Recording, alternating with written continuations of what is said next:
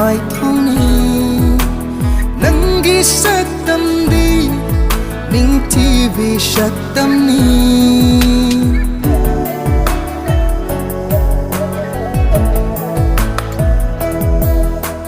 nangi mai thong di ning TV mai thong ni nangi saktam di ning TV shaktam ni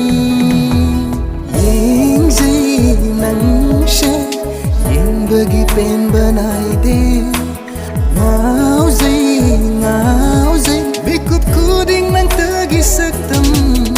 akan ba